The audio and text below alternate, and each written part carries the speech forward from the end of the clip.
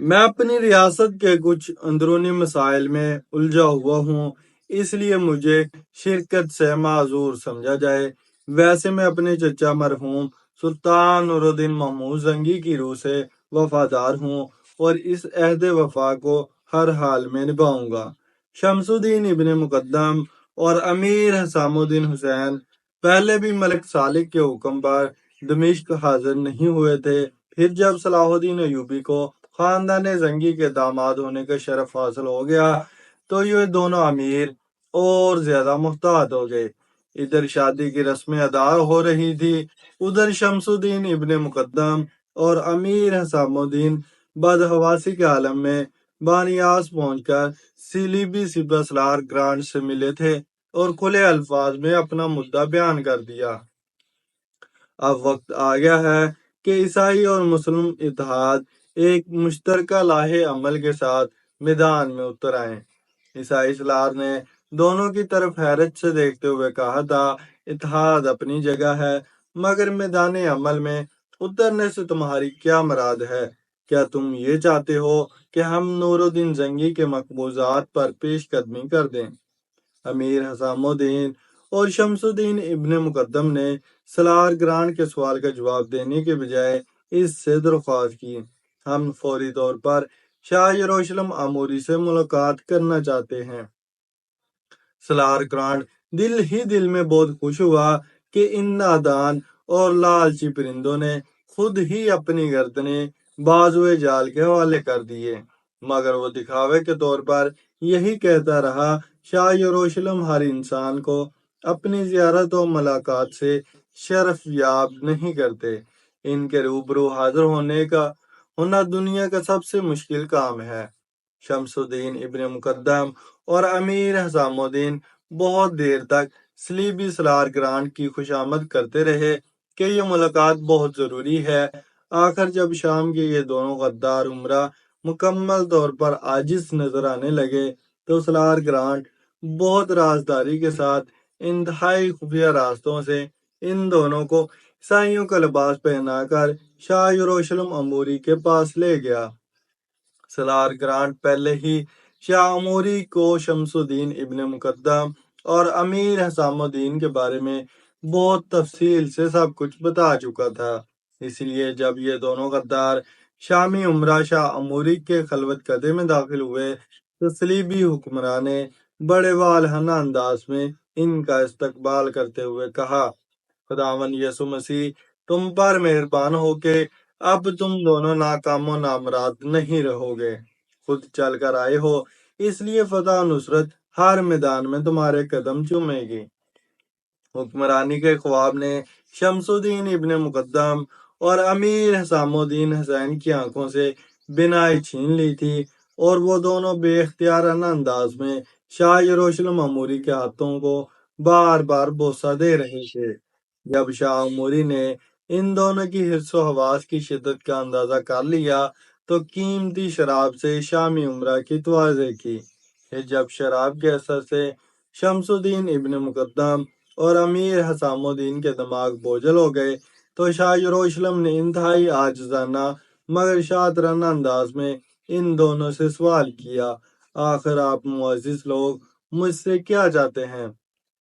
Salaar grand ने आपको बताया होगा कि हम दोनों को जंगो जदल से शदीद नफरत है और हमने अपनी इस नफरत का सबूत देने के लिए बानियास के महाज पर सलीबी लश्कर के खिलाफ शमशीर बेनियाम नहीं की थी। शमसुद्दीन इब्ने मुकद्दम ने एक एक लफ्ज पर जोर देते हुए कहा, मुझे मालूम है शाह यरूशलेम अमूरी के लहजे में शाहाना वकार के साथ गुरूर और तकब्बर का रंग भी शामिल था।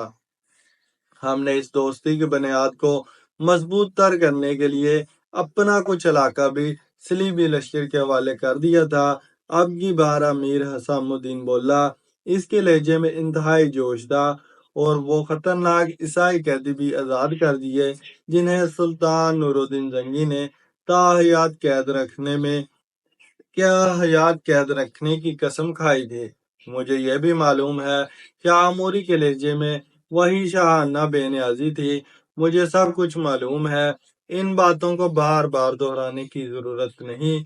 बात इंतहाई मुख्तसर करो और ये बताओ कि तुम्हारे यहाँ आने का क्या मकसद है। आपको मालूम है कि सलाहुद्दीन सुल्तान नूरुद्दीन जंगी का दामाद बनने वाला है, शमसुद्दीन इब्ने मुकद्दम ने कहा, और शाह आमूरी के चेहरे पर अपने इस इंकशाफ का रद्द अमल तलाश करने लगा।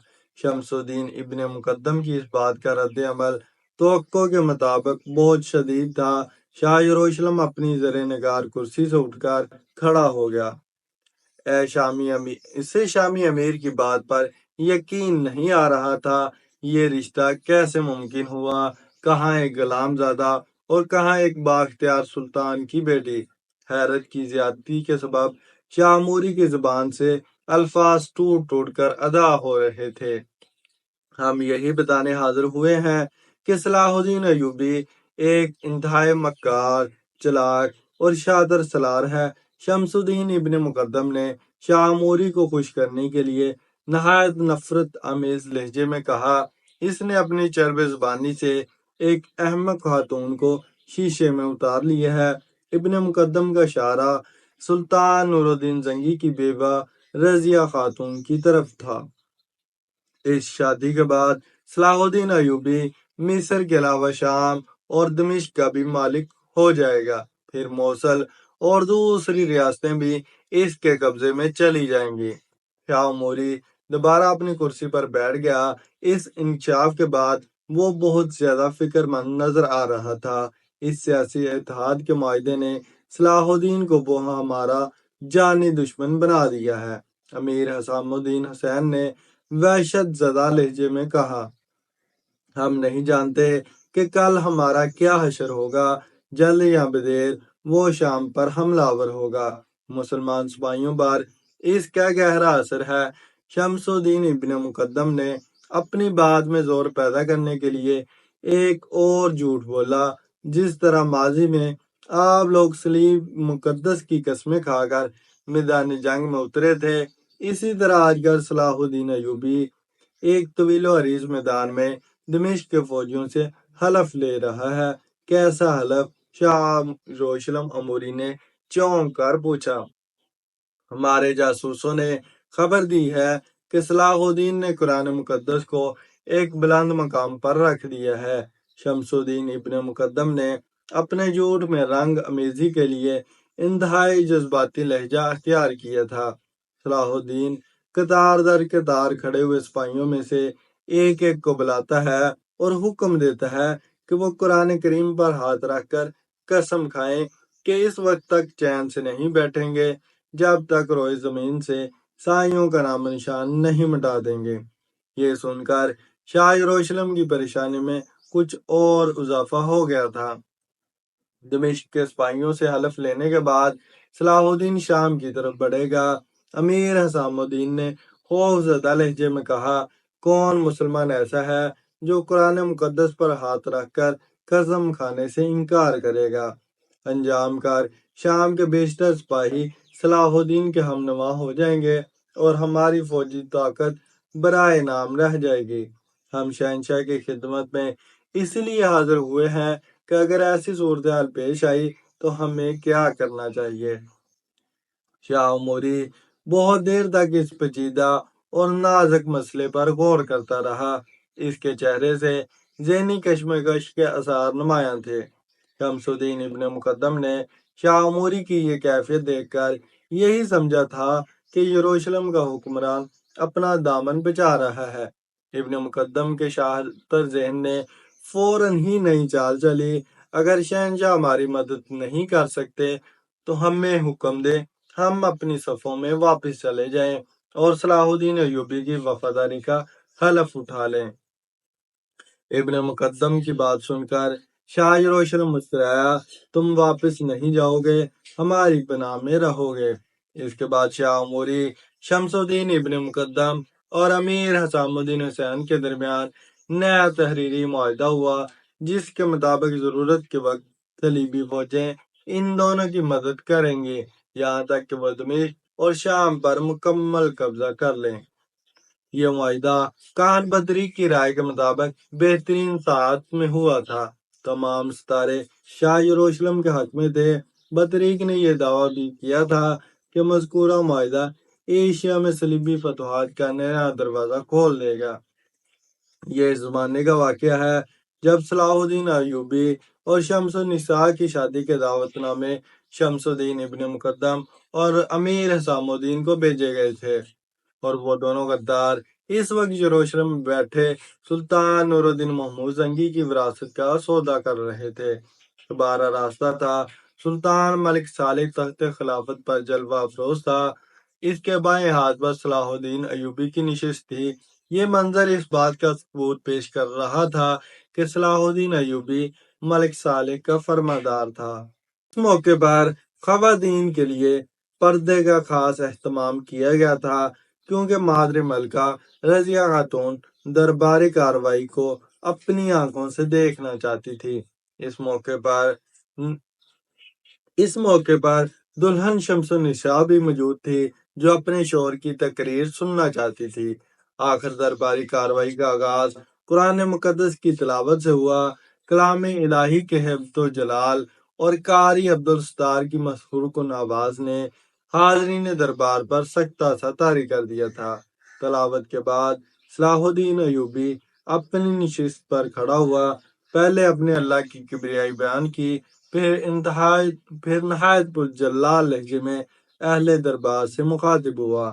مجھے یہ کہتے ہوئے بہت افسوس ہو رہا ہے کہ سلطان ملک صالح کی طرف سے بار بار دی جانے والی دعوت کے باوجود سلطان نوریہ کے کئی اہم اور ذمہ دار امراء اس اجتماع میں شریک نہیں ہوئے، جہاں بیٹھ کر ہم سب ملت اسلامیہ کو درپیش مسائل پر گفتگو کرنا چاہتے تھے، اور اس کے ساتھ ہی باہمی مشورے سے آئندہ کے لیے لائحہ عمل بھی طے کرنا چاہتے تھے کہ بیرونی خطرات سے کس طرح محفوظ رہا جائے، اور اس سلسلے میں اجتماعی کردار کے ساتھ ہمارا انفرادی کردار کیا ہوگا۔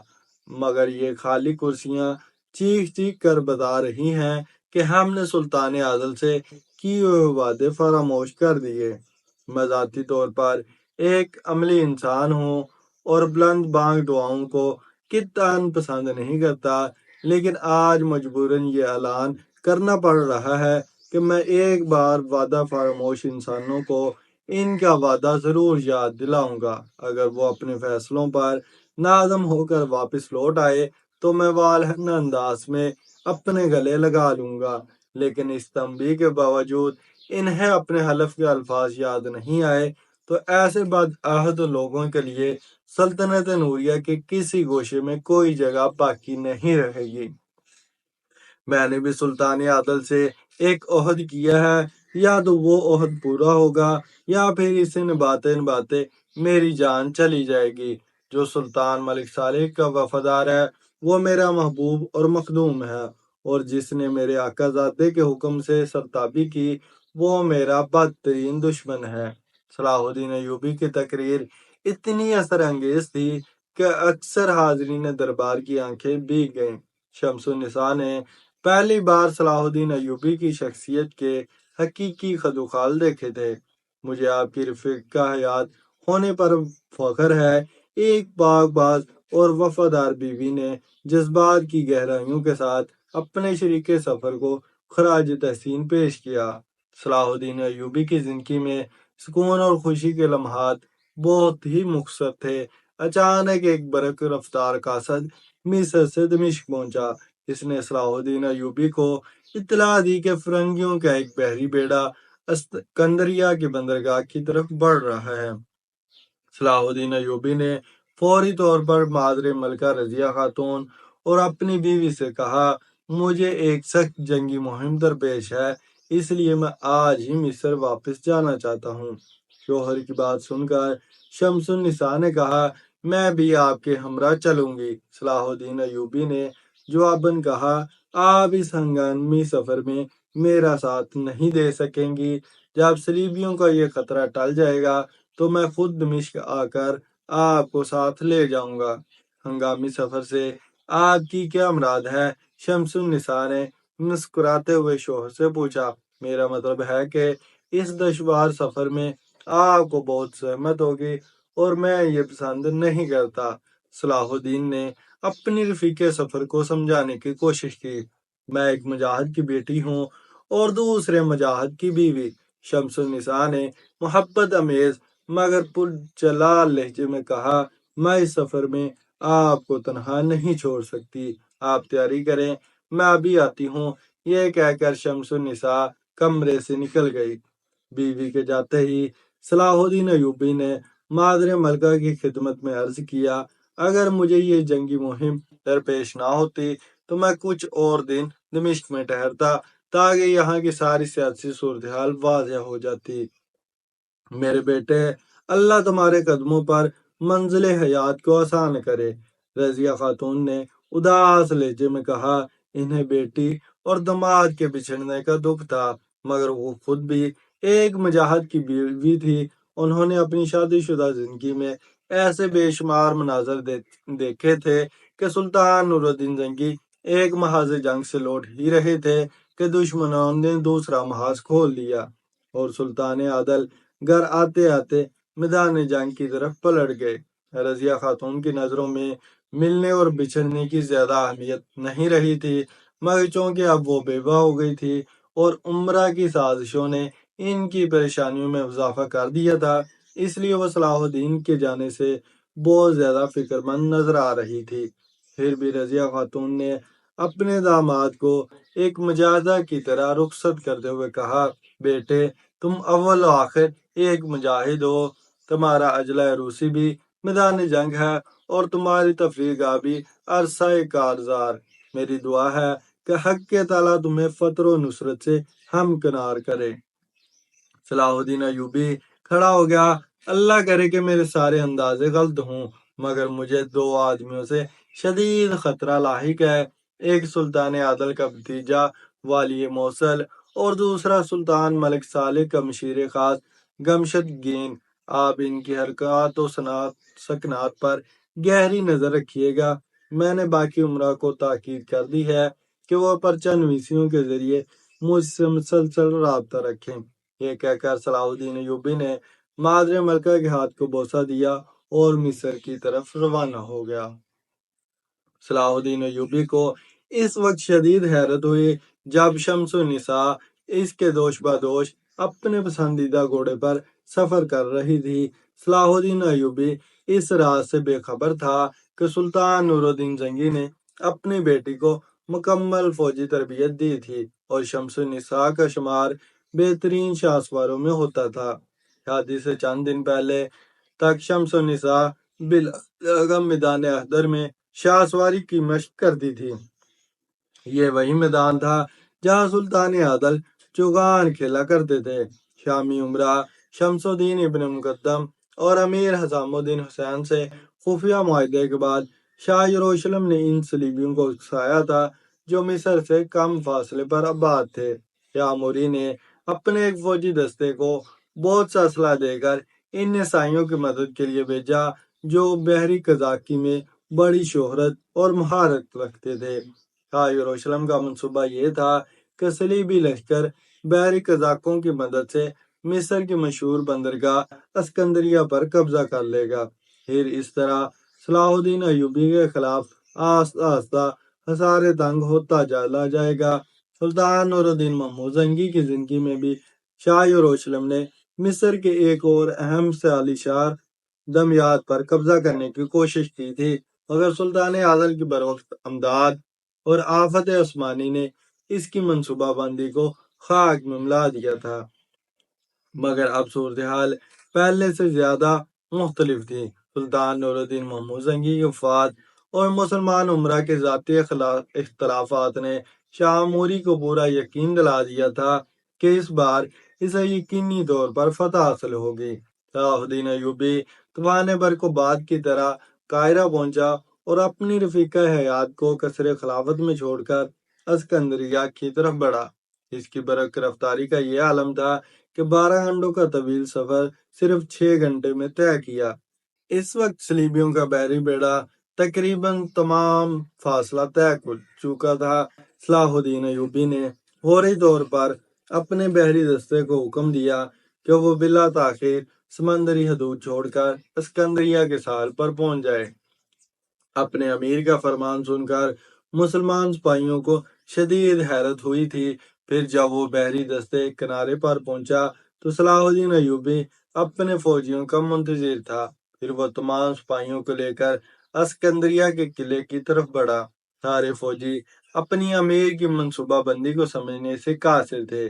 صلیبی بیڑا کسی مزاحمت کے بغیر آگے بڑھ رہا تھا۔ عیسائی سالار کو اس بات پر حیرت تھی کہ صلاح الدین نے سمندری حدود کو کھلا کیوں چھوڑا۔ صلیبی بیڑے نے وہ رات کھلے سمندر میں گزاری۔ عیسائی فوجی ساحل کے قریب پہنچ چکے تھے۔ تمام فوجی ماہرین رات بھر آپس میں مشورے کرتے رہے اور پھر اس نتیجے پر پہنچے کہ صلاح الدین ایوبی ایک نوجوان اور ناتجربہ کار سالار ہے۔ اس نے ماضی کے واقعات کے پیش نظر اپنی ساری فوجی طاقت دمیاج کے ساحلی شہر پر لگا دی ہوگی اور اسکندریہ کو اس لیے کھلا چھوڑ دیا ہوگا کہ ادھر سے صلیبیوں کے حملے کا کوئی خطرہ نہیں ہے۔ ان کے آسرائیوں اور مفروضات کی ایک بڑی وجہ شاہ یروشلم عموری کا وہ خط بھی تھا جس میں اس نے تحریر کیا تھا کہ ہمیں محاذ بدل کر حملہ کرنا چاہیے۔ اس طرح ہم دشمن کی بے خبری سے بھرپور فائدہ اٹھا سکتے ہیں۔ پھر جب سورج طلوع ہوا تو اسکندریہ کے ساحل پر مصری فوج کا نام و نشان تک نہیں تھا۔ صلیبیوں کو یقین آ گیا کہ صلاح الدین نے اسکندریہ کو محفوظ علاقہ سمجھ کر اس کے دفاعی انتظامات پر کوئی خاص توجہ نہیں دی۔ یہ سوچ کر عیسائی بحری قزاقوں نے صلیب کا نعرہ بلند کیا اور بے نیام شمشیروں کے ساتھ ساحل پر اترنے لگے۔ صلیبی سپاہیوں کی تعداد 10,000 کے قریب تھی۔ پھر وہ محتاط انداز میں آگے بڑھنے لگے، یہاں تک کہ شہر کی فصیل تک پہنچ گئے اور انہیں مزاحمت کے ظاہری آثار نظر نہ آئے۔ یہ صلیبیوں کے لیے بڑا فکر انگیز لمحہ تھا۔ انہوں نے کسی نامعلوم خطرے کا احساس کرتے ہوئے اپنی پیش قدمی روک دی۔ بحری قزاقوں کے سرغنہ بروال نے اپنی جنگ مشیروں کو مخاطب کرتے ہوئے کہا، میں نے آج تک کسی محاذ جنگ پر ایسا سناٹا نہیں دیکھا۔ دور تک کوئی آدمزاد نظر نہیں آتا۔ میرا ذاتی خیال ہے کہ یہ صلاح الدین ایوبی کی کوئی چال ہے۔ واقعتاً وہ صلاح الدین کی جنگی چال ہی تھی۔ جب بروال کے سپاہی لوٹ کر اسکندریہ کے ساحل تک واپس جانا چاہتے تھے تو مسلمان سپاہیوں نے اپنی کمین گاہوں سے نکال کر صلیبیوں کو چاروں طرف سے گھیر لیا۔ اسلامی لشکر کی یہ کمین گاہیں بڑے عجیب انداز میں تعمیر گئی تھیں۔ چند سال پہلے دمیاط پر حملے کے وقت صلاح الدین ایوبی کو تجربہ ہو چکا تھا کہ ساحلی شہروں کی حفاظت بہت ضروری ہے۔ نتیجتاً اس نے تمام ساحلی شہروں کے گرد گہری خندقیں کھدوا دی تھیں۔ عام طور پر اس قسم کی خندقوں کو پانی سے لبریز رکھا جاتا ہے، مگر یہ سارے انتظامات ان علاقوں میں ممکن ہیں جہاں پانی کے بڑے بڑے ذخائر موجود ہوں۔ ریگستانی علاقوں میں یہ سہولت میسر نہ ہونے کے باعث اسکندریہ کی خندقوں کو پانی سے بھرا نہیں جا سکتا تھا۔ اس لیے صلاح الدین نے اپنی فطری ذہانت سے ایک نیا اور انوکھا طریقہ اختیار کیا تھا۔ ان ساری خندقوں کو پتھروں سے بند کر دیا تھا۔ ان تمام پتھروں میں چھوٹے چھوٹے سوراخ تھے جن کے ذریعے باہر کی تازہ ہوا خندقوں کے اندر داخل ہوتی تھی تاکہ خندقوں میں چھپے سپاہی سانس لے سکیں۔ اس طویل خندق میں 10 گز کے بعد ایک بہت ہلکا پتھر تھا جسے آسانی کے ساتھ اٹھا کر مسلح سپاہی مختصر ترین وقت میں باہر آ سکتے تھے۔ پھر جب صلیبی سپاہی شہر پناہ کے دروازے تک آ گئے اور پھر انہوں نے کسی نامعلوم خطرے کے احساس سے واپسی کا ارادہ کیا تو صلاح الدین ایوبی کے تمام سپاہی چاروں طرف سے نکل آئے اور صلیبی بحری قزاق بری طرح محصور ہو کر رہ گئے تھے۔ اس کے بعد ایک خونریز جنگ شروع ہوئی جو 6 گھنٹے تک جاری رہی۔ اس جنگ میں 300 مسلمانوں نے شہادت کا درجہ حاصل کیا۔ اس کے برعکس صلیبیوں کی تعداد 10,000 کے قریب تھی۔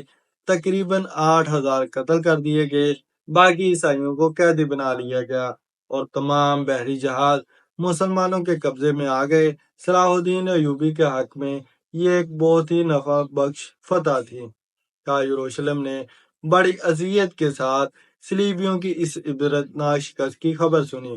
اپنے سیاسی اندازوں کے مطابق اسے پورا یقین تھا کہ صلیبی لشکر آسانی کے ساتھ اسکندریہ کے بندرگاہ پر قبضہ کر لے گا، مگر ایک عیسائی سپاہی کا بھی زندہ بچ کر واپس نہ آنا ایک ایسی ناقابل یقین خبر تھی جس نے شاہ یروشلم ہی کو نہیں پوری عیسائی دنیا کو ہلا کر رکھ دیا تھا۔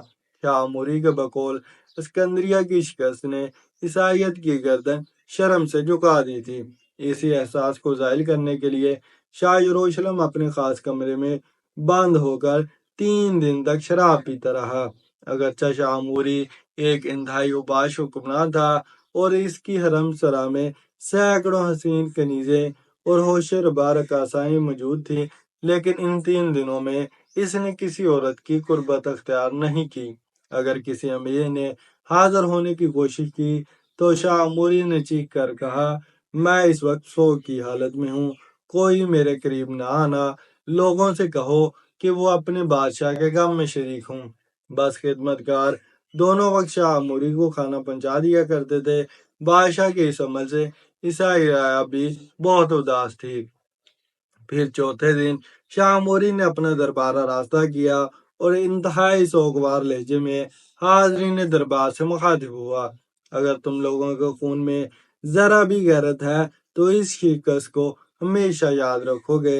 ابھی شاہ موری کی بات مکمل نہیں ہوئی تھی کہ تمام اہل دربار اپنی نشستوں پر کھڑے ہو گئے اور بیک زبان کہنے لگے، ہم خداوند یسوع مسیح اور صلیب مقدس کی قسم کھاتے ہیں کہ اس شکست کو کبھی فراموش نہیں کریں گے اور اسکندریہ کی شکست کا انتقام لیں گے۔ حاضرین کی پرشور آوازوں سے پورا دربار گونج اٹھا تھا۔ ابھی وہ لوگ مزید عہد و پیمان کرنا چاہتے تھے کہ شاہ موری نے انہیں ڈانٹتے ہوئے کہا، اپنی اپنی جگہ بیٹھ جاؤ، ابھی میری بات مکمل نہیں ہوئی۔ بادشاہ کا ناگوار رنگ دیکھ کر تمام حاضرین دربار دوبارہ اپنی اپنی نشستوں پر بیٹھ گئے۔ ابھی ان قسموں اور وعدوں سے کام نہیں چلے گا۔ یک شاہ موری کا لہجہ غضبناک ہو گیا تھا۔ بارڈون ثالث کے زمانے میں بھی اسی انداز کی قسمیں کھائی گئی تھی۔ شاہ فرانس اور شاہ جرمنی اپنی لاکھوں کی فوج لے کر آئے تھے اور شکست کھا کر اس طرح واپس چلے گئے تھے کہ جیسے یہ کوئی شطرنج کی بازی ہو۔ یروشلم کے در و دیوار انہیں آوازیں دیتے رہے، مگر انہوں نے پلٹ کر نہیں دیکھا۔ یاد رکھو کہ میں خیالوں کی دنیا میں رہنے والا شہنشاہ نہیں ہوں، مجھے ماضی کے حکمرانوں کی طرح الفاظ سے نہیں بلایا جا سکتا، میں عمل چاہتا ہوں، عمل اور صرف عمل۔ یہ کہہ کر شاہ موری چند لمحوں کے لیے خاموش ہو گیا اور گہری نظروں سے اہل دربار کے چہروں کا جائزہ لینے لگا۔ تمام درباری پریشان نظر آ رہے تھے۔ شاہ موری نے نیا فرمان جاری کر دیا، یروشلم کی حدود میں بسنے والے ماں باپ پر لازم ہے کہ اگر ان کے 5 بیٹے ہیں تو وہ 4 بیٹے کلیسا کی حفاظت کے لیے وقف کر دیں۔ وہ سب کے سب شاہی فوج میں شامل ہوں گے اور ان کا ایک ہی مقصد حیات ہوگا کہ وہ محاذ جنگ پر جائیں گے اور صلیب کی حفاظت کریں گے۔ پھر جب حالت امن ہو تو وہ بحری اور بری قزاق بن کر مسلمانوں کے تجارتی قافلے لوٹیں اور کلیسا کے دشمنوں کو ایک لمحے کے لیے بھی چین سے بیٹھنے نہ دیں۔ یہ ایک انتہائی سخت فرمان تھا جس پر عمل کرنا ہر عیسائی کے بس کی بات نہیں تھی۔ اپنے جوان بیٹوں کو کلیسا کے نام پر قربان کر دینا حصار کی آخری منزل ہوتی ہے جس سے گزرتے ہوئے بڑے بڑے بہادروں کے قدم ڈگمگا جاتے ہیں، کیونکہ حاضرین میں زیادہ تر عمرہ اور سرمایہ دار حضرات تھے جو خود بھی عیش پرستانہ زندگی کے عادی تھے اور ان کے جوان سال بیٹے بھی۔ اس لیے یروشلم کے آسودہ حال طبقے کو شاہ یروشلم کا یہ حکم بہت گراں گزرا تھا، مگر وہ مجبوراً اپنی سانس روکے بیٹھے تھے۔ السلام علیکم دوستو، میں ہوں محمد اسد اور آپ دیکھ رہے ہیں ہمارا یوٹیوب چینل۔ دوستو امید کرتا ہوں آج کی ویڈیو آپ کو پسند آئی ہوگی۔ ویڈیو پسند آنے کی صورت میں اسے لائک کریں، دوستوں کے ساتھ شیئر کریں۔ انشاءاللہ بہت جلد حاضر ہوں گے ایک نئی ویڈیو کے ساتھ، تب تک کے لیے اللہ حافظ۔